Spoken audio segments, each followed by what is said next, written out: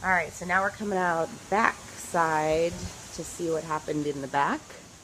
My patio is still standing, which makes me happy because this is new. Again, just lots of branches, lots of trees. The swing set got a little beat up. More branches. There were some branches up there.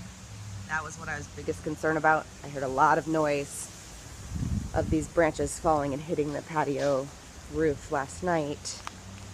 There's a bunch hanging down from the tree up there, down here, and all the way down here. But overall, we survived.